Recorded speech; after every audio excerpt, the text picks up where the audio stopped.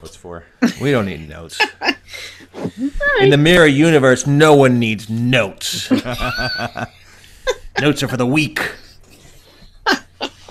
Why do you need notes to understand this? Oh, God. Oh, he's back, and he's speaking English now. I could tell at some point during the episode this time that he was actually playing the guy in makeup. Oh, well, yeah. I think with the voice disguise, yeah. Yeah. Well, like, at one point in time, he also, maybe they disguised his voice, or like when he imitated it, you know. Boy, there's all sorts of issues. Yeah. Hello, everyone. We've already started broadcasting. We've already started broadcasting live here on the Mycelium Network. Mycelium Audio. Mycelia Audio. Jason, will you make a Mycelia Audio, like, pro audio kind of thing? Yeah. Sure. And I think the last podcast, they didn't run any sort of like pre-roll, so I think they're done. I think Farrell is. Oh yeah, I noticed it kind of just started. And I forgot to put in our opening music. I was like, "What the hell happened?" I was like, "I noticed that as well." I was just listening today. I'm like, "Wow, what happened to me?" Click, upload. My eyes like got milky white and. Don't put on the opening sequence. Don't put on the opening sequence. Oh. It's a forest. It's a forest. Well, you, gentle listener, have come through the mushroom forest, the mycelium forest, and found yourself to salvation. You have erased the mirror network, the mirror universe network. My God, this is terrible. And you found us. We are here in the real universe. I'm Mike McCafferty. I'm Kim Miller. And I'm Jason McCarris. And this used to be a show called I Just Want to Talk About Star Trek until we lost our tether.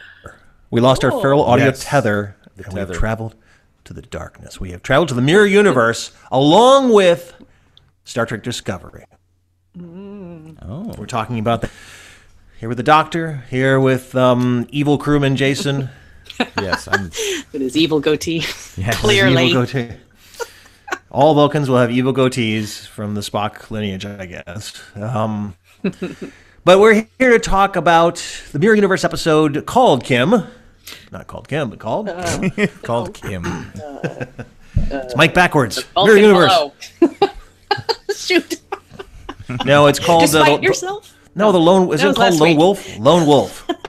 Yeah, I didn't write it down. It's called Lone Wolf in the Fold. It is Red Jack. If we remember Piglet.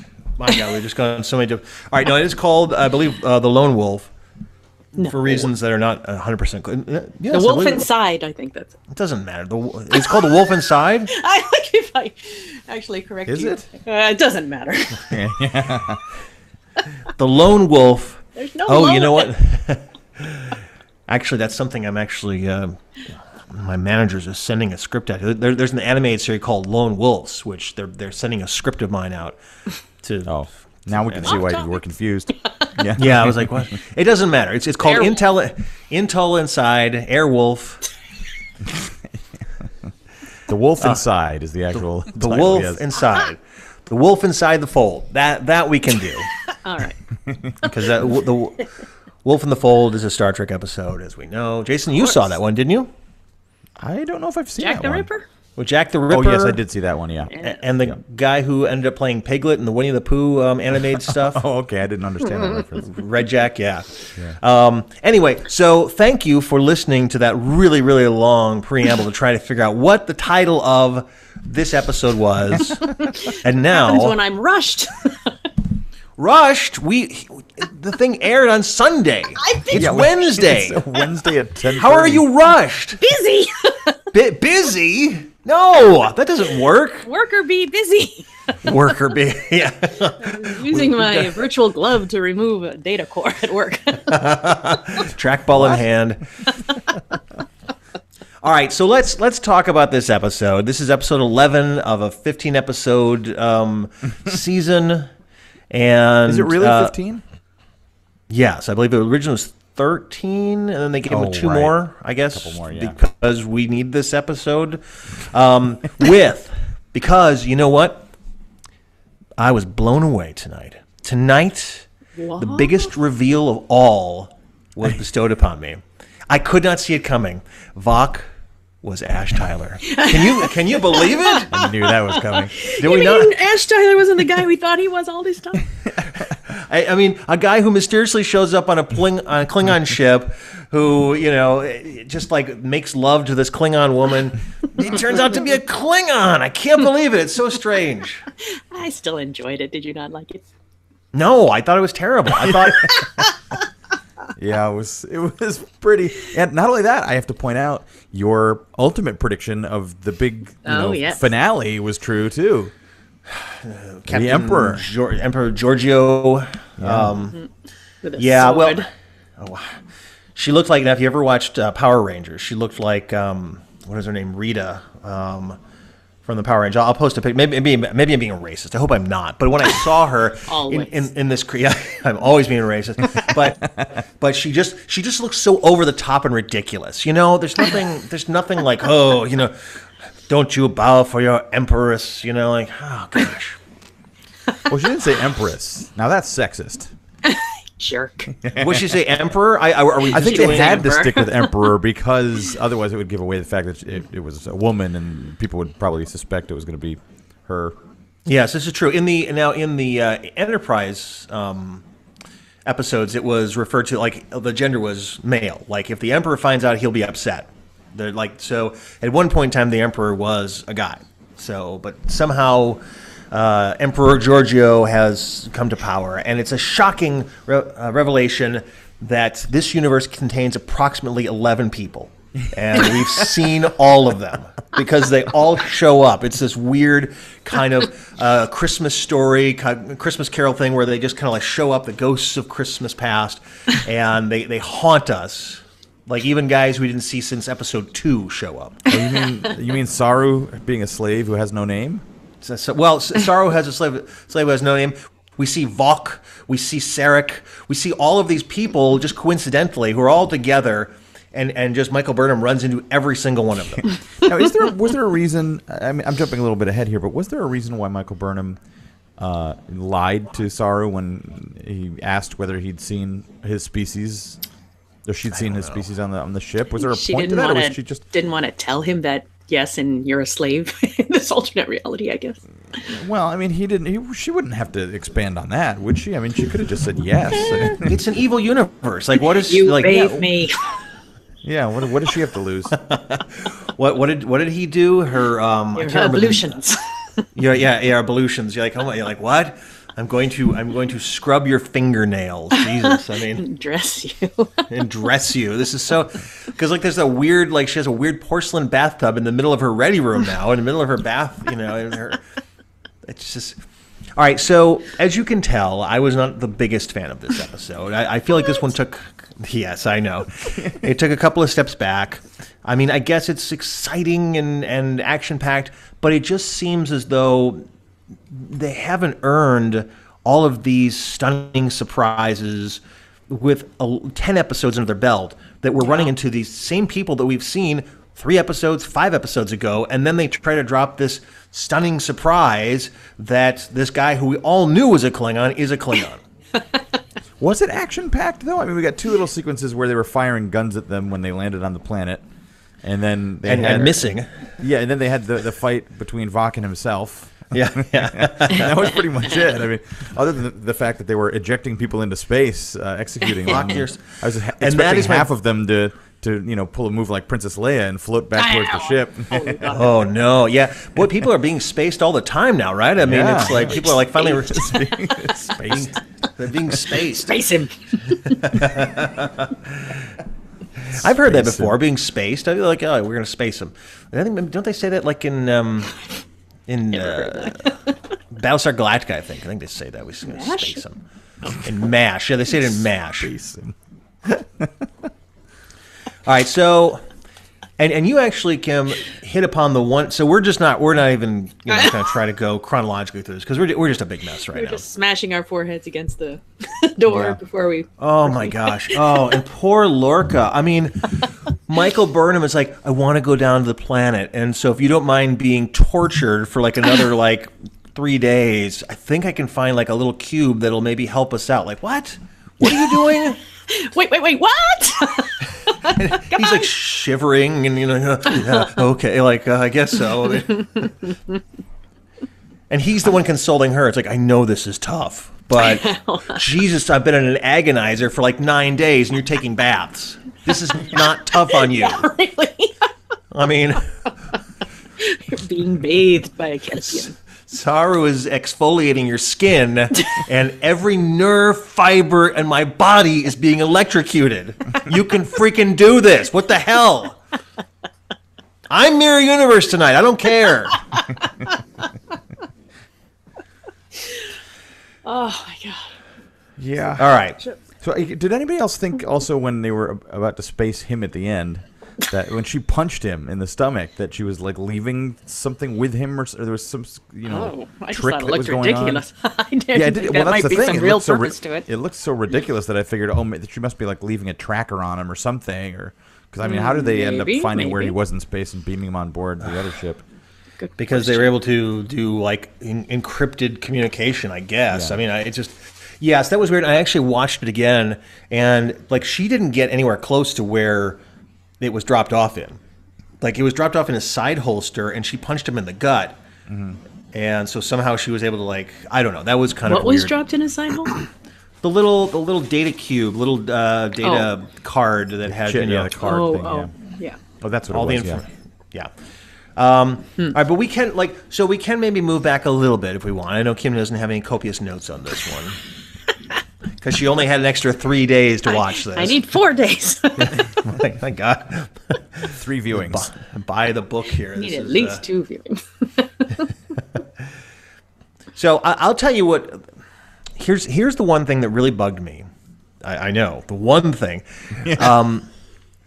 Here's the thing that made me kind of put everything else in this episode basically into kind of revolt. And that is right in the beginning. Into revolt. It was revolting. It revolted me. It did. Is that they start out with this montage of Burnham talking about how difficult it is, and then they have somewhat innocuous scene. Well, not innocuous, but sort of a telling scene where she goes in and she beams them all into space, beams all these traitors into space. Right. And she does it pretty willingly, and that just stopped me because I remember in Mirror Mirror, we've all seen this, is that Kirk didn't kill people when he should have. The first thing he's supposed to do is he's supposed to lay waste to that planet. And he's like, no, don't do that. Because he does value life above all else. And then later on in the episode, Saru's like, we do things, we may be in a different universe, but we do things by the Federation way. Except for Burnham. She was like, okay, energized, bye. These are people who she should be saving in the first place because they talked smack about the Emperor. So from that point on, like everything beyond it just seemed like, well, who cares? I mean, she's just as bad as they are. Doesn't it become sort of a trope, though, at a certain point where she's got to come up with an excuse every single time they're going to kill somebody in order to prevent it from happening? And then, but that's exactly what happened in Mirror Mirror, and that's what increased the tension. I mean, if she's just going along with all this stuff, then who cares? She's just as bad as they are. But if she holds on to her values as a Starfleet officer, which she should, because she has the weight of killing 3,500 people or 35,000 people. I mean, at least like now that she begins a second chance, she should be the person who holds up the better than anyone else. And if they're like, oh, we're going to kill these people, she should say, no, absolutely. Like, I will not do that. Because ultimately, all she's trying to do is get back to her universe. well, it's So, 2018. She should be snapping necks. Not neck snapping. Doesn't work. Just It like does General not Zod work. and Superman. If you check out our Facebook page, I just want to talk about Star Trek Facebook page, you will see that I left some information on TV tropes about neck snapping that we saw in the last episode. You don't die. You're paralyzed and like you're still breathing. That poor doctor be like, why did you snap my neck? What the hell, man? I just diagnosed you, man. And as the doctor pointed out to both of us in the episode of Hot Streets, which you wrote and I was in on Sunday night, there's a neck snapping. Yes. There is a neck snapping, yes. Yes. This is true. But that snake god is still alive, and I knew that. Just paralyzed. Yes. Yes, if you have a chance, check out Hot Streets. That is on next week, and on Sunday it premiered with Jason McCarras playing Reverend Green. Excellent job. And Ken Miller not showing up to the premiere party. Yeah. Yes. It's very exciting. I was not there. Yeah, that's the big news. But if you watch next week's episode, I wrote called The Egg, along with everyone else in the writing room. I didn't write it, just has my name on it. But it's the one that's most like Star Trek, I think. It is a very cool sci-fi mystery episode, so I think you'll like it. Oh, That'll be on, I think, at 12:15. But watch the other one first. Watch Super Agent as well. So, anyways, that's my shameless plug. After 86 episodes, I get to plug that. That is good television. I get to draw a direct corollary between good television and mirror universe bad television. Because now let me put this further. So now Oh, boy. like all of a sudden Burnham has to beam down to this crazy planet here.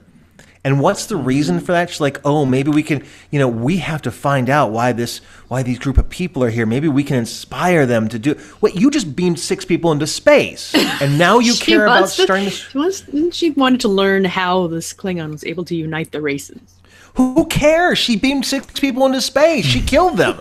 Like, now you want to save the universe? Oh, good. Too bad for those 6 people. They're dead. You So just she shouldn't killed do them. anything after that? She can go back to her quarters and just sit in the tub? Well, but like, why is there something like this on and off switch morality for her, where it's okay to kill 6, but if I save 1 billion, that far outweighs it? I mean, like, Maybe she I know was the thinking needs. that if they were just sacrificial lambs to get a bigger if mission. You enter a universe where there is an evil version of yourself and an evil version of everyone else you know. Aren't kind of all bets off? I mean, this whole kind of we're still the Federation no matter where we are. It doesn't exist. It does, though. It does. I mean, that's what Mirror Mirror was all about. They go to this mirror universe. They see that everyone there is evil, and Kirk refuses to do evil Right. things. And at the very end, he argues to Spock. He says, you can make a difference. In every revolution, there's one person with a vision. And so that's But what isn't he that exactly advocates what she's for. doing when she has that conversation with Lorca, and he's kind of like, let's just get it over with, and she's like, no, we'll put this alliance together, or at least see why it works, because it could work in our own universe. That doesn't really ring true with me, though. I mean, like, just because it works in this universe doesn't mean it's going to work in your own. I mean, how are you just going to you're going to go back and say, they figured it out in that one, so we should figure it out here, and everybody will listen? I mean, just it's not very practical. It was not. That is a good point too, and that the fact that like how does that transfer from one universe to the other? Oh well, Vok did that, but Vok is now. I mean, like, so I'm gonna get Vok with my adoptive dad and some Andorians and some Tellarites, and that should make everything okay.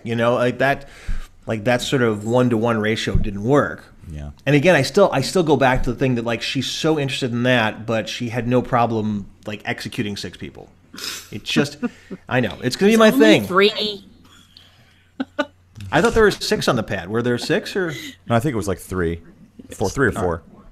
There were 6. I saw 6. So no problem. Yeah, if it's 3, I guess that's okay. All right, I'm sorry, you guys. I apologize. 3 is the limit for being okay. Love the show now. No, it's pretty good actually. I mean. All right, so what else do we want to talk about here? I've ranted. What's? Tell me something you guys like. The whole scene down on the planet with all the different alien races. Did that just seem kind of half-hearted to you? like a great Ash hit. flips out, does this shocking to the people in the scene move, and everyone just sort of watching. Just like and it watches just sort of, him. Yeah. Then when it's all over, they're just back to normal, pretty much. That whole sequence was such a mess. I mean, they beam down. No one can hit them with their phasers, including guy who's like giant cannons. giant like stationary cannon. I guess he just sits there. We can't find the base. Well, why don't we start with that guy who's with that mounted cannon right there, who's just like standing guard over nothing. Well, I noticed they cut from the guy with the mounted cannon thing to just like somebody else who's firing free with theirs, and there's like 3 or 4, and they were all there. It seemed like we just didn't see them before. It's just the one guy with the cannon first, They're all and then there. the rest of them Yes. popped out of a rock. I guess so, and they're all terrible shots. I mean, like nobody hit them. I thought Burnham was going to say like, oh, they're not trying to hit us; they're just trying to get us to surrender. But no, they just all seem to be like, this is why you're losing, guys, because you can't hit 2 people like who are in like a valley, a ditch, this weird like quarry. Yeah. So they beam down and they do that and they lower their weapons and. Did you With enjoy this seeing the weird 2018 Andorians I was just going to ask the same question. who can't act? Terrible actors, but they look really cool. and a weird voice too? Did you notice his voice is modulated? He's like, "Go Yeah. over there," like, oh god. Like you have to do something weird with every single alien. They're the one guys who looked actually the same. Like the Tellarites are just like crazy orc pig people now. But the Andorians at least look the same. I like the Andorians, And if you watch in Enterprise, Jeffrey Combs is a great Andorian. I don't think anyone's going to be calling them, or they're not going to be going pink skin. Yeah. It's, Probably not using that again. you mean in 2018? Yes. Yes, probably being racist now in 2018, even if you're an Andorian, is not going to fly. Nothing's ever going to. In fact, very few things are going to fly. In fact, in probably 5 years from now, like everything we say is going to be held accountable as being horrific. It's like I can't believe you said that, Mike. I can't believe you mocked the fictional death of those characters. I mean, like, oh God, So these guys, they go somehow the most hated person in this rebellion, the second most hated person, Michael Burnham, I guess, next to the Emperor, beams down and she says, "Wait a minute, hold on, I give up. It's all cool," and they don't shoot her. They're like, "Okay, well, let's take her to the Fire Wolf." And who's okay with that name? Is anyone okay with the Fire Wolf? I they have no wolves on problem here. Klingon. Klingon whole planet. I mean, it would be like the Fire Targ or something, right? And if they're like being Right. technical, because like the Targ is their thing, but the Fire Wolf. We've got to find the Fire Wolf. I mean, this is very much like a Power Rangers episode, I mean. So they take him like on this weird land bridge between the 2 lakes and the strange phallic-looking rock. I didn't even notice. Oh, I was so focused on that. So if you watch, they capture them and then they walk them, and it's like these like this lake's split by this kind of like dirt bridge, and in the middle of it Yes. is this big. It's like this big like You're phallic. going to hold up some prop. Some big phallic prop. I have it right here. This large, giant phallic prop.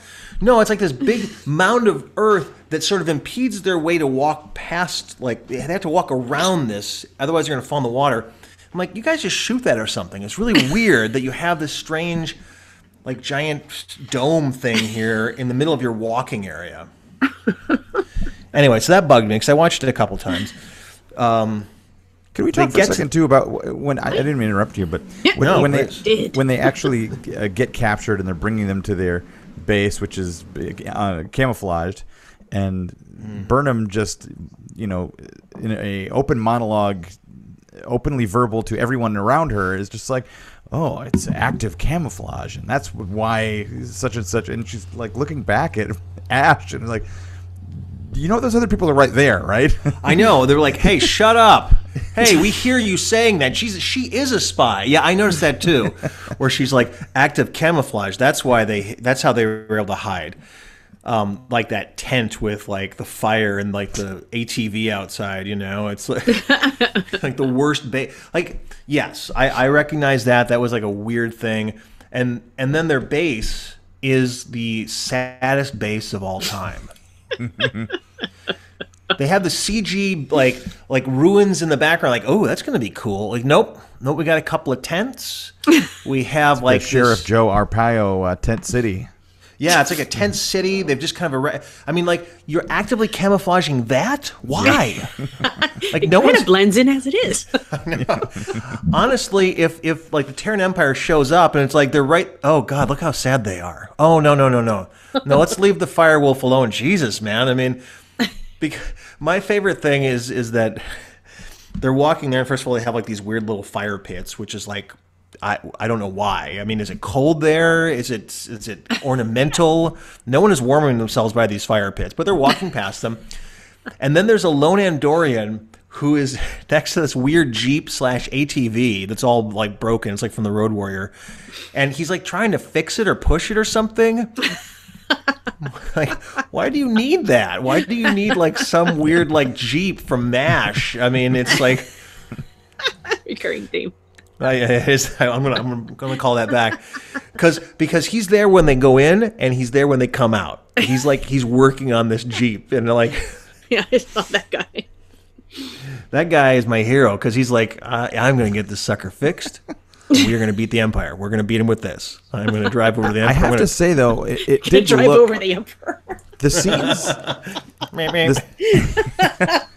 Gonna get this one fixed. The scenes in the tent city, though, actually looked really like they were beautifully photographed. Like the shots looked really nice. Something about the camera work I really liked when I was watching. I was like, wow, this actually looks really good. No response from either of you. Forget it. This thing is crap. All right. I liked it more than Mike did.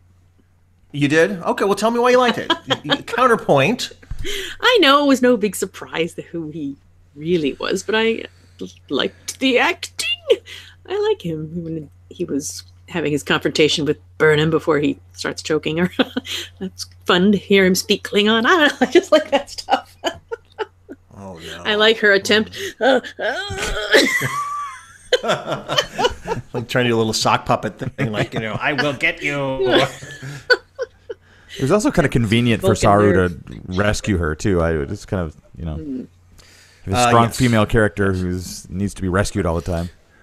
Well, let's go back to this tent here. This excellently shot tent, which has 2 gigantic ventilation fans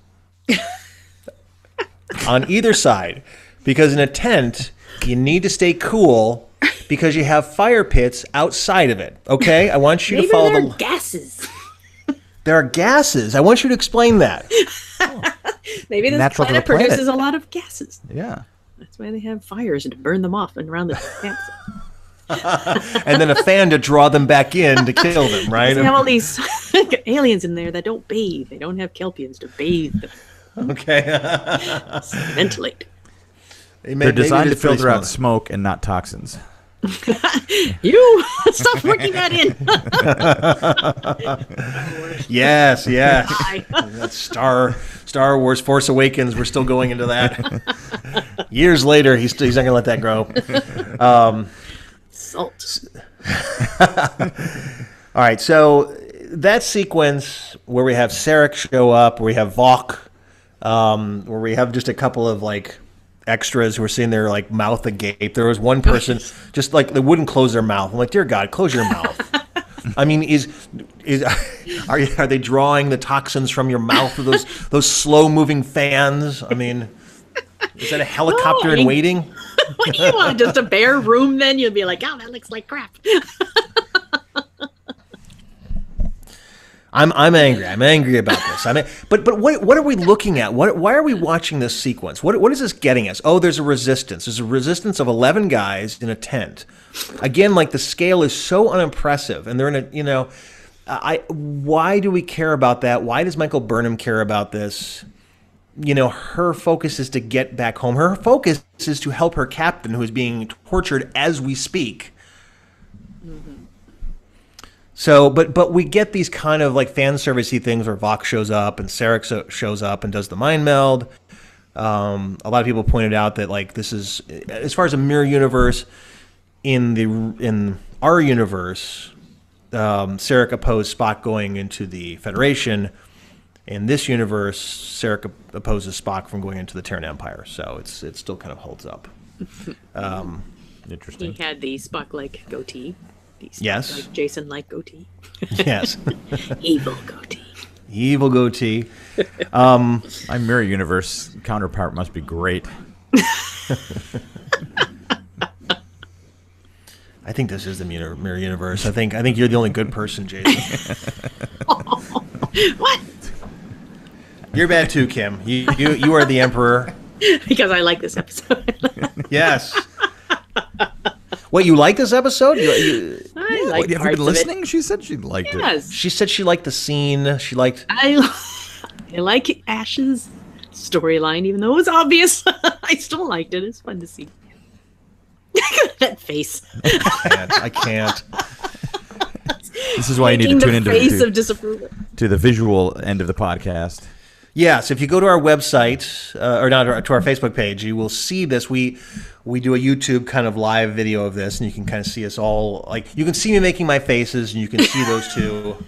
See Mike all angry, pinched smile. I can't. So We didn't even talk about Captain Tilly Oh yes. Or anything. with trying to Stamets. rescue Stamets. Yes. yes, there's all sorts of interesting stuff there. I mean, I didn't mind Tilly that much this episode because she was a little more like I'm a scientist this time, and that's kind of okay. Was kind of her specialty. I did sort of mind the idea that he died in that little cubicle, and they tried to resuscitate him, And then they left just him. and then everyone just walks away and just leaves him in a little glass coffin. You know, That was a little weird. I mean, what? I guess they figured they could get one more jump out of him. I just kind Dead. of he's He's like a dead battery. Like, yeah, maybe we'll get one more shot at him. Again, like the medical staff here on the Discovery is terrible. There's no one there if you get your neck snapped. Plus, didn't Stamets like drag him into a weird empty corridor? Yeah. What was that? I was like, is this a dream sequence? Yeah, at the What beginning. hell It was is- at the very beginning of the episode. Yeah, but it's like we kind of pan in through the window, which is good to have giant windows in a spaceship just in case you want to look outside. But we go in there and he's holding on to his lover in a hallway, and no one is there to make sure the patient doesn't do that. There's no one in the sick bay to say, "Oh, don't drag that doctor outside of the sick bay if you don't mind." Instead, it's some welder, some construction worker, unionized person, Unionized person. Space Union. space. She got spaced. We did get to see two other medical And then- people. What's that? Remember, we got to see two other medical staff for a change. Yes, Ran I in want. immediately prepared to do. Saru's bidding. She Yes, had the that, exact thing. electroshock tool at the ready. The exact thing Tilly said not to do. Although Saru said basically I'm going to let you do everything up to this point, and then no, go ahead and resuscitate him so he dies. I want to find out about that woman, that woman who's a doctor had 2 lines, oh, okay. Why do you want to know about her? I don't know, because she's someone different. All we've seen is the same 11 people in 2 universes now. It is like some sort of repertory company. It's just You weren't happy with the Andorians and the Tellarites. You criticized the Tellarites' appearance. Well, I did criticize them, but the Andorian, I'm okay with. I'm okay with the Andorian. All right. All right. And then we have Another interesting point is, why did Tilly still have her captain's wig on if she's just back there with Stamets trying to fix him? I thought she just straightened her hair. I think she just straightened her hair. Yeah, I was unclear. She got a nice haircut, so she was Nice haircut. kind of had a little weird fade to it on the side. Did you notice that? I mean, My mother likes it. oh, was that in the show? That was in the previous episode. My mother would okay. approve. Oh, okay. Yeah, I was okay on Tilly this. My Tilly watch was okay. You got another glimpse of Laurel boobs? I thought you'd like that. Yeah. Oh no. I kind of was amused that they brought that back. Boobs by L'Oreal. I can't. L'Oreal. There's no. By There's L'Oreal. no. There's no exit strategy in my mind for that. I can't. My eyes are turning milky white. I need to escape. I need to see different universes fractaling into different universes where that doesn't happen, where she's wearing like a bra, or she's wearing like a wedding dress or something. Why does it bother you? Wedding dress. Well, no, it's in infinite universes. I can see whatever I want. All right. Wedding dress. For Why no does it reason. bother you so much? We don't need it. We don't need to be. Who is Ash Tyler redeemable at this stage? I mean, I feel like they're going to make him redeemable because they didn't kill him. Well, I'm wondering, he's where is the real Ash Tyler then? If he is Vok, really, they shrunk his body to a human, right? Or am I getting it wrong? I think they Overlaid basically. his human, whatever, over this. Yeah, I don't know. Well, they didn't transplant him into a human. They just No, reduced him he's to a- human, right? Is that what he said? But he's basically a Klingon, but they turned Yeah. him. Where did they get the Ash Tyler personality? Isn't there a dead Ash Tyler somewhere in our universe? Our universe. In our universe, I don't know. I still don't think anyone understands, including. I mean, maybe the writers. Maybe they. Who knows? Maybe they know exactly what this is like. Well, but I didn't watch the After Trek this week, so I have no idea what their okay. take on it is. They're jackasses. Oh, good. FM. Yes. Actually, I haven't watched any After Trek. After Trek FM, bunch of jackasses. Ugh.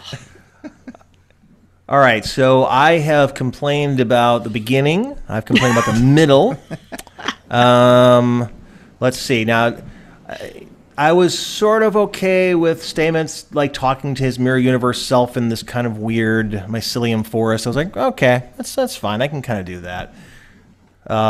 It does become sort of magic, with these sort of What prophecy. did he say? Oh, it's about time. Now let's get to work, or something like that. Yeah, that was kind of okay. Are you still? Are we still going with the theory? I forgot. Jason brought it up last week that Lorca is from the mirror universe. Oh, I think he 100% is. I mean, I was looking out for that this week. well, didn't you see like at the very end when Emperor Giorgio shows up and said like, don't you bow for your emperor? Yeah, and he smiles. Lorca has this kind of smile, this kind of knowing smile. So I can't. I don't know if there's another reason that makes sense at this point in time, and I'm fine with it. I think For that smile? well for everything that he's done. Okay. I mean, he plotted this course. Yeah. I mean, he's been And this then weird. didn't admit to it. Yeah. Yeah, he knows so much about this universe, or he's willing to go along with all this stuff. And the fact that this universe's Lorca disappeared, it just, if it's not that, then they're fooling the audience for reasons that I don't understand quite yet. Maybe they're trying to do a double or triple cross on us, which will then feel unsatisfying in that. At least with this, I'm like, okay, this makes sense. I mean, even like to be honest, even the Vok thing, if they would have like clued us in earlier, it would have been fine. Clued you in. But earlier. the fact, What? like, well, if they would have come out and said like episode 2, I'm Vok, like of Ash Tyler's life, that would have been more interesting to me because then we could have seen the execution of his struggle as opposed to this supposedly jaw-dropping moment, which we all figured it out. There was a bunch of articles, I don't know if you guys saw it, that came out like right after this episode dropped, where it's like, Discovery cast members talk about the stunning surprise of Vok, or, Discovery producers talk about the stunning surprise. It was a lot of media outlets which had sort of the same headline, because obviously it was like a PR release, Yeah. where they're all like, oh, when this comes out, we want to make sure that all the press knows about this. But I don't think anyone was surprised. But the machine had kind of carried that forward and said this stunning surprise, when in fact it really wasn't that much of a stunning surprise. Mm-hmm. But to me, maybe I'm getting tired now. It just kicked in. It just kicked in. Here, I think we've talked about this before. I think we are at the death of serialized storytelling, where you can have a giant surprise like this without us all knowing about it or guessing it out. You know, it's the Westworld, it's the Game of Thrones, where there's just too many people working too hard to figure out what the surprise is. So you can have a surprise within an episode because you're taking on this linear path where it's like in the beginning it's this, and at the end, oh my gosh, I was really surprised by that. Or you can just reveal the surprise, which I think would have been more satisfying. You know, episode 2 of Ash Tyler, where it's like, I'm actually Vok, and I'm struggling with being a human, I'm struggling with being a Klingon. To me, from a narrative standpoint, that's far more interesting. Otherwise, they're keeping a secret that we already know. I don't know that we're beyond serialized television being able to surprise people and have, you know, shocking things happen. I think it happens all the time. If you look at like the best television shows, like Breaking Bad was able to do it, consistently surprised me in their storylines and what they were coming up with. Well, but Breaking Bad wasn't predicated on having these sort of mystical stories or these reveals. Oh, absolutely it did. Because, I mean, they even would, especially towards the latter seasons, they would tease and show you a glimpse of the future of him, you know, in the diner before things, you know, and you were like, what the hell happened in this last year that made him look like this? And then you'd have to kind of go back and tell the story. Well, but Breaking Bad started 10 years ago. I mean, that's what I'm saying. I think we're at the end of that. I think now that people are going to be working, I mean, you know, you're using it in reference, but like that scene was probably 5 years ago. And my point is, I think we're at a point in time where people are just working. It's over. It's over. It's all over. It's all over. And I don't think shows like this should try that hard for it. I think what they should do is reveal it so that we can follow along with it, as opposed to being surprised, or drop it like in Netflix, where it's going to be like, here's all the episodes. Watch them all at once if you want, or watch them whatever rate you want. Or just say, hey, everybody, there's going to be a big surprise. If you don't want to know it, don't pay attention to the media. Don't pay attention to, you know, social media. It's less social everyone, media. There's going to be a big surprise. That kind of defeats less social media and more like Reddit and message boards and people who are really delving and kind of hive-minding this sort of stuff, where they're like, oh, figuring out little bits and pieces and building on it and figuring it all out. Yeah, I guess if they dare you with a mystery. I mean, look at Game of Thrones, too. I mean, I think there's a certain amount of people who there's big elements that people have guessed, but there's also a lot that they have not figured out, of this past season at least. I mean, yeah. So I think a lot of people kind of guess out some of the larger parts. Then there were a couple of nice little surprises. But again, with Game of Thrones, to me, it feels like it is in the execution that we see on a weekly basis. Now, there are a lot of people now who are like, oh, who's, you know, this person's father and mother, and to me, that was never that interesting. It was just this kind of like dangling thread of, okay. I mean, I'm waiting for, you know, my problem with that. When are the White Walkers? When are the goddamn White Walkers and get to that wall? It's been 6 years. But isn't this a small percentage of the audience that you're talking about? These people that seek out. Small percentage of the audience. I don't. You guys do. I'm not pointing at Mike. Oh. You mean the right percentage of the audience? 1/3, apparently. According 1 out of 3 people want to know these answers. The Star Trek subreddit. Yes. I think most people don't go and hover over their Twitter and Reddit and all these message boards and be like, oh, I want to know what's I think they do. Figure out all the guests. I think they do. They do, but I think it's a small percentage. Well, No, I mean, there's an obsessive fan base that's into it. oh yeah, just like, I mean, with Rick and Morty, and I mean, there are people. I mean, and in some ways it's great because the engagement is wonderful, and it's like people want to be such a part of these things, and so they follow it so fervently, and that is admirable.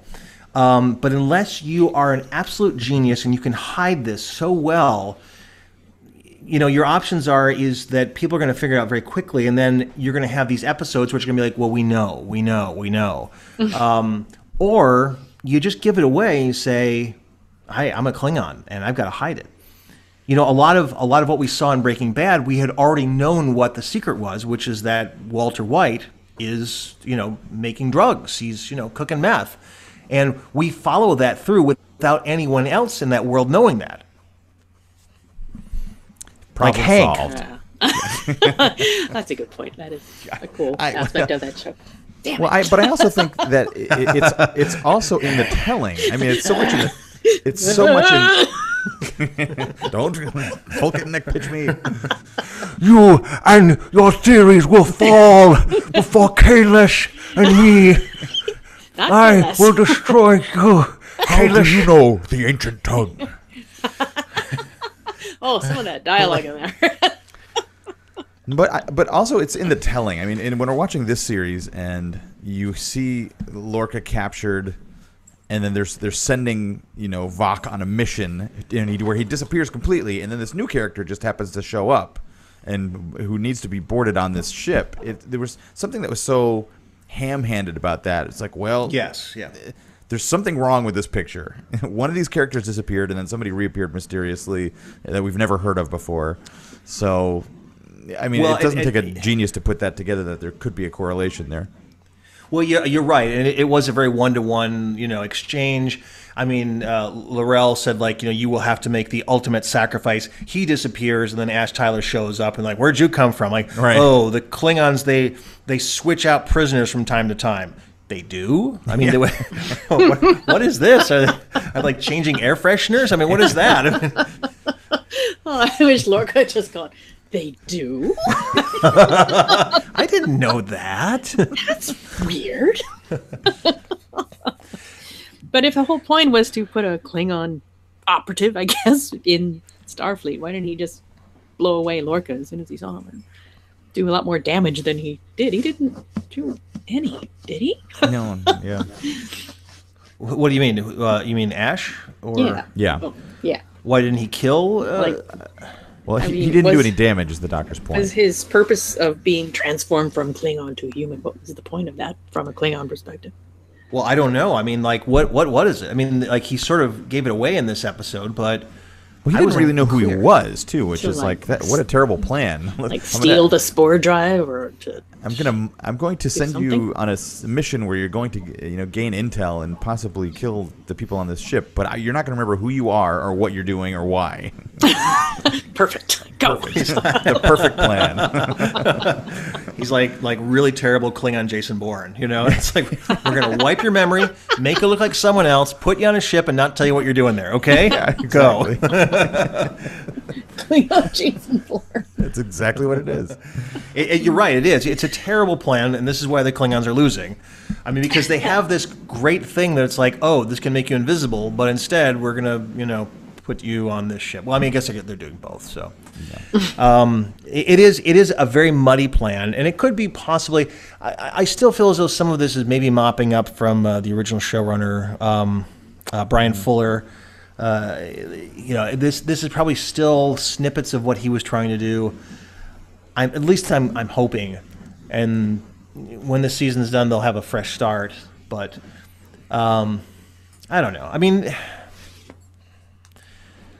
anything else we want to go over on this one? Or Hit the wall. wears me down. It's Mirror Universe. Can we talk about Lorca's level of pleasure and pain throughout this series? Because he has been tortured in 2 universes. And the level of the southern accent as well. Yeah, that really comes and goes, doesn't it?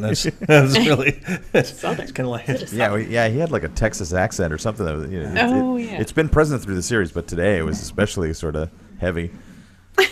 it's he engages the Southern Drive every once in a while, and I'll just go back to this again, where Michael Burnham is just like, I don't know if I can do this, and her shaking, like, scarred captain, like, reaches his hand over, trembling, and grabs her hands like, you're not alone. I'm here and being tortured constantly. Jesus Christ, get the information and let's get out of here. Kim, as we've lost Kim. She's Vulcan playing with a nerve. cat. No, ISIS, no. Not the terrorists. Yeah. The cat from Assignment Earth. Yeah. All right, so then we have, they're trying to figure out what to do. They get, they beam Ash Tyler over with the information. The only way they could get it over. Where is the Discovery? Where is it? Where is it? Yeah, I'm not quite sure. I thought What she is was beaming him into the Discovery, not really into space. If you can beam him into space and then they can beam him out of space, couldn't they just Where is the Discovery? Is it cloaked? It's not cloaked, is it? What the hell is it? I think No, didn't Lorca say it's got that stay paint nearby? job by the robots. I know you like that very much. I thought Lorca had said make sure you stay nearby so we can beam you out of there as soon as possible. So But is it just like are they saying like, oh, Captain Burnham, by the way, the Discovery's like lingering around us. I just want to say that it's just hovering there, just. And weirdly enough, their transporter's activated right after we beamed out Ash. But maybe that's just me. Don't question me. Agonizer. I want someone to have a portable agonizer. I haven't seen that. Your agonizer, please. No, Mr. Spock, no. Mr. Kyle, your agonizer. I think we talked about this. It's probably a 23rd, or it's probably coming up. It's probably coming up in the next 10 years. Right now they're really big, but in the future they're going to be a little boop. Yeah. It's like 90. Well, in the Enterprise episodes, which neither of you have watched, because I only gave you. What did you watch? Did you watch it, Kim? I watched it when it first aired. I haven't watched it. Oh my God.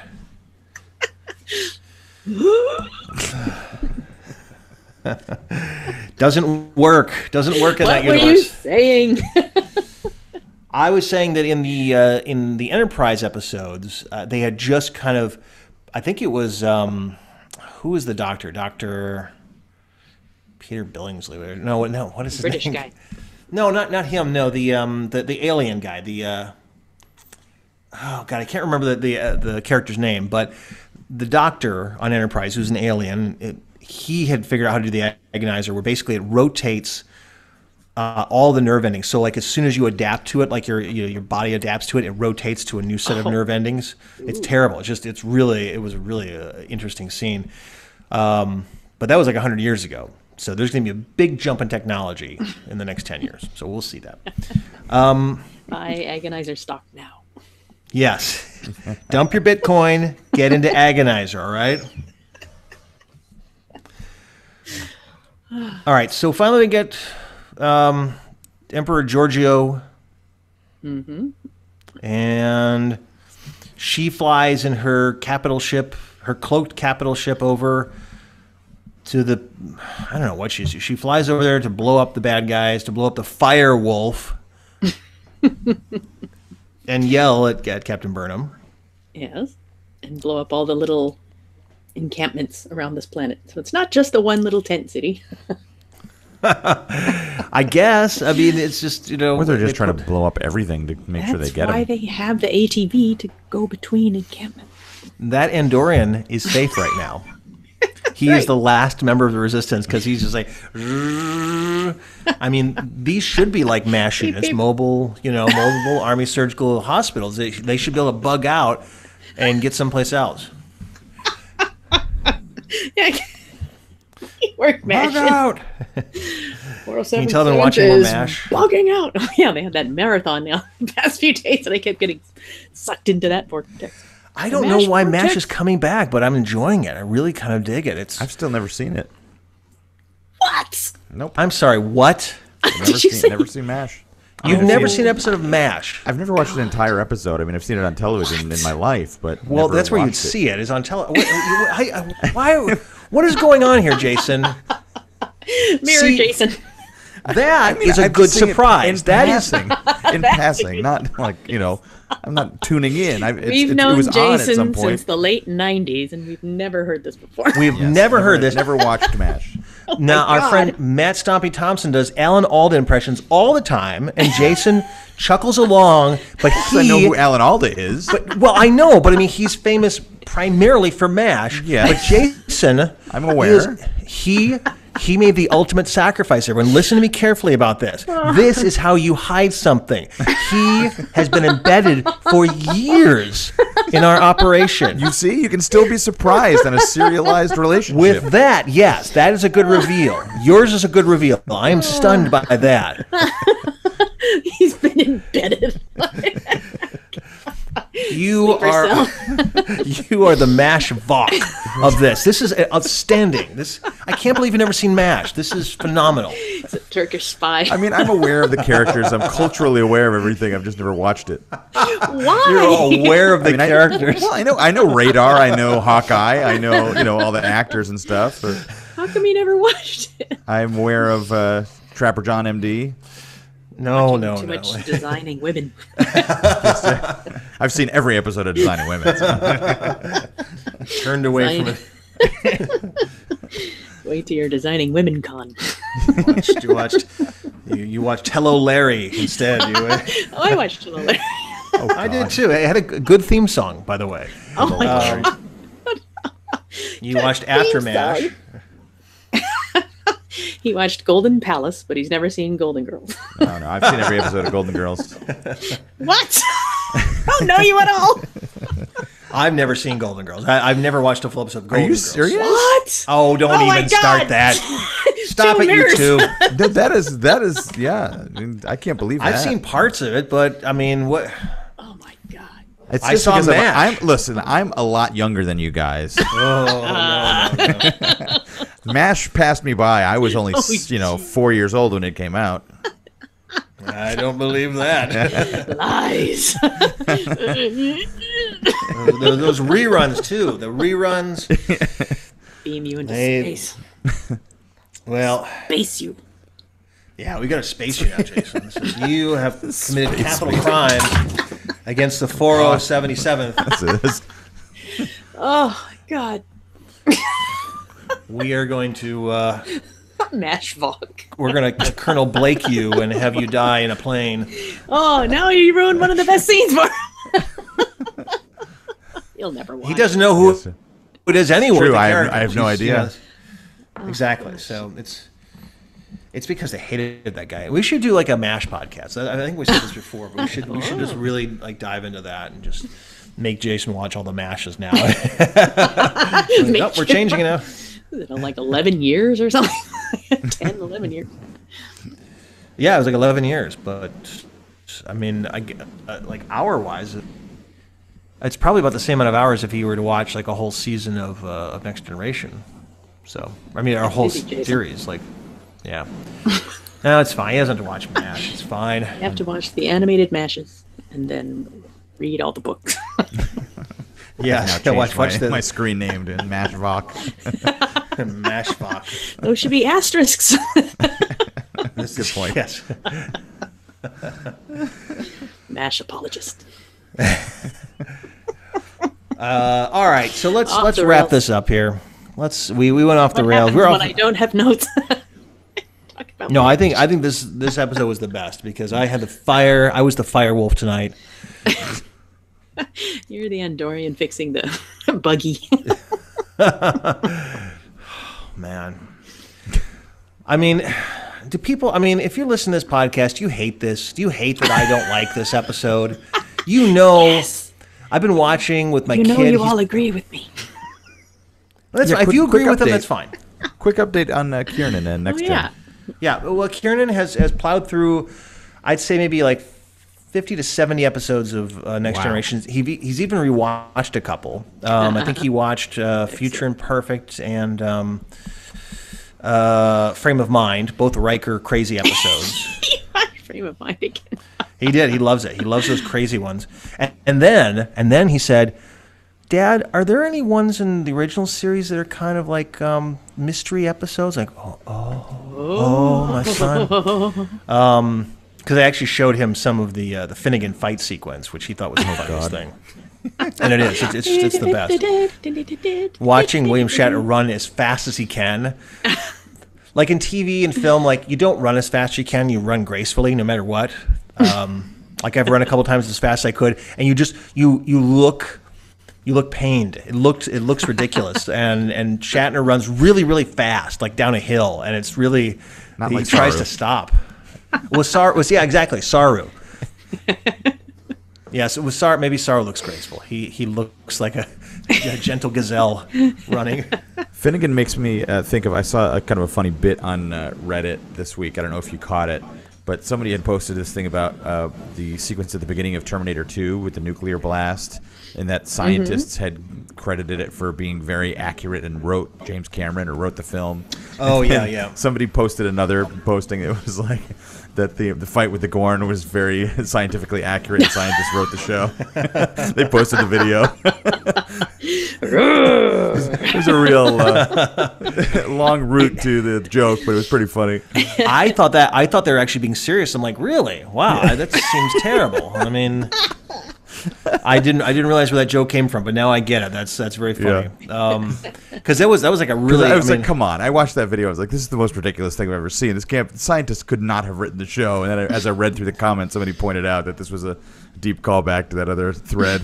Oh yeah, it was. I mean, it was fun to see that, like, you know, the original series like hit the top, you know, the front page, but I was like, this doesn't make any sense. But it was the Gorn. Yeah. Oh, and here's another thing too: is that a couple of days ago, I actually played for the first time Star Trek Bridge Crew with other people. How'd that go? Not just sitting in a room talking to me. This is not just sitting in the ready room like talking to Jason and then saying, "Well, we don't have enough time. Let's go." It went. It was the most stressful game I've played. It hit all my social anxieties. What? Well, because I got in there, and you know, it's like, okay, let's play. And it's like, I haven't played this before. My kids have been playing it, and they're having a fun time. And Kieran's like, yes, sir. No, sir. Aye, sir. And so I'm in there, and I can't hear the captain. No. I'm like, oh my god, like, say again, sir. And then they're like, you know, Like that. I'm like, so, and then finally they're just like reduced because I'm in helmsman. They're like, left, turn left. I'm like, Oh, jeez. like they won't even call it aft or starboard, you know, like they just, you know, they just say left, turn left, you know, like I'm some sort of student driver. It was so terrible. We finished the mission, but no thanks to me. I was, you know, piloting through spatial anomalies. I hit an asteroid. The only thing I could get was full stop because there's a button that says full stop. I'm like, aye, full stop. And I could stop the ship. So it was so stressful because they're all like mocking me. And I'm like, I have a podcast. I write TV shows. You can't make fun of me. Well, But they did. Yeah. Well, you guys can make fun of me, but you flew to it a spatial anomaly. I did Planet find it. killer. Well, I had no idea. I mean, yeah, it's. I just kind of flew through it, and I didn't realize the spatial anomalies like drains your shield. And they're like, "Get out of there! Go left." I'm like, okay. I had no idea what was going on half the time, and then like I had flown so much into the spatial anomaly that the whole bridge was on fire. And the best part about it is, and I know Jason played it a couple times, is that the bridge can be on fire and there'll be like open flame and like no one does anything about it. Like people are still just like working, and like there's like this Vulcan who always says like, you know, aft shield down 35%. Like, hey, dude, It's like a social experiment. Who will actually acknowledge that there's a fire in the room? these guys are really well trained because they do not let anything bother them. But yeah, it's really weird. Everything is like sparking and smoking, and there's flames. There are flames. How do you put if it's them out? like, Is there a fire extinguisher? I think the engineer can like do like an engineering, like he can like put power to fix stuff, but that doesn't explain how the fire goes away. You know, Well, they have extinguishers built into the system, so they just spray them and put them out. That's my. Does that happen? I didn't even see that. I'm just making that up. They should, because every console on the bridge explodes. Burst into flames. Yeah, burst into flames. It's just We need some very large, slow fans to ventilate. zhung, zhung, zhung, zhung, zhung. Looks cool. What are you doing here, Michael Burnham? Kalish. Hey, should we let this guy fight with our leader for a prolonged period of time, or should we intercede? Nah, just stand back and watch. It's cool. Let's see how this plays out. Kill him. That's what I don't understand. How does he? I mean, he's got him on the ground, and Burnham intercedes, and it's like it's just, it's just stupid. Yeah, there were several Would've killed times him. that Ash should have died there, and he did not. And so Michael Burnham also, let's just, it's like 2 days. She's 2 days in this Terran Empire. And we have this scene where, like, I guess they made love. Did you like catch that? Like in the opening scene, first of all, she has this little sexy negligee on, and then like he's like with no shirt on, like holding her from behind, and it's like, well, maybe a little sex will calm us down here, you know. And again, meanwhile, Lorca is having every nerve like set aflame, you know, and she's waiting for her bath, you know. It's just, it's so. Oh, my cheeks hurt. I am your agonizer. I will destroy your cheeks. Oh. All right, we should call this a night here. Thank you for listening. Make sure you do something. Leave us a review on iTunes. How about that? Make sure you do something. I should do something. Do something? Do something. I don't know where this podcast is going. I honestly don't know if like the spigot will be shut off and suddenly you won't be able to access these podcasts. I don't think so. I'm in talks with the people that this is hosted on, and I don't know if I'm going to have to pay for it or I don't know what's going to happen. More importantly, so we're what will figure happen that to out. our CBS All Access login? I don't know. I mean, we have to bleed out Farrell for at least another 4 more episodes. Or if we have to sign up and pay it for ourselves, we must get the commercial-free version. Oh my Yes. gosh, Commercials are maddening. Take so one more bad. of those tomorrow commercials. I got The one Zen- that goes nowhere because the whole point is, you know, these older folks are having arthritis pain or diabetes or something, and it's like, we'll do it tomorrow. And then the end of the commercial was, you know, he's talking to his granddaughter, and he feels so much better, and he's like, why don't we do it tomorrow? And it's like, well, what changed here? I know. It's I so hope weird you feel better because you're So still doing angry things at the tomorrow. Podcast about the commercial. I would. I mean, there's so many of them. Cosentyx. Although last week they were so bad, like that's where everything froze up on the commercials. Like, are you kidding me? Like everything would buffer during the commercials, and then the funny. actual episode would run fine. It was a reverse. So It's a reverse. The conspiracy that I presented before about the commercials just always playing smoothly and the content, you know, getting hung up.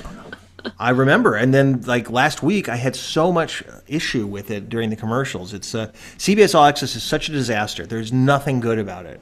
There's nothing redeemable about it. And I think you pointed out, too, that all the Star Trek episodes are in lower definition. Oh, Are really? they? I think so. Maybe I'm wrong. Like, I think someone said, haven't like, checked. it's just, yeah, it's kind of a mess. But in 4 weeks, we won't have to worry about that. All right. Well, thank you very much. Thank you for listening to this rant. Thank you for all the shock that you've received at finding out Jason has never watched a MASH. My God. That's shocking. Yeah, I don't know what to do about that. I'm Oh, speechless. well, we'll have to have a trade-off where you watch some Golden Girls and I watch Man. Oh, I don't know. I don't Golden know. Girls is classic. Classic situation comedy. That's true. Can't rep. Well, so is MASH. MASH is, you know, I mean, maybe we'll just meet in the middle in WKRP in Cincinnati. Maybe that's I've seen all the WKRPs. Yeah. Dr. Johnny Fever. What about the new WKRP in Cincinnati's? Oh, I remember those too. That was pretty bad. Yeah, it's pretty bad. Yeah. But they had most of the cast back, didn't they? I think so. Yeah, maybe we should go back and watch those. Maybe they Yeah, were maybe weren't we as start bad a as new we podcast. thought. Maybe this podcast should just end and be a WKRP podcast. God. I could watch that. That'd be pretty good. All right, thank you Come up very with our much. Titles. What's that? So we'll come up for a title next week for our WKRP podcast. Well, we're going to launch a whole new network. We're just going to be us talking all the time about all these, you know, shows that no one cares about, except for Discovery, which everyone cares about, seemingly except for me. No, I can't. I care for you, the listener. That's what I'm doing. I'm actively caring for you. I'm watching out for you. I'm guarding you. Active camouflage. I am actively camouflaged. But I am Mike McCafferty. I'm Kim Miller. And I'm Jason McCarris. And I just want to talk about Star Trek! Question mark?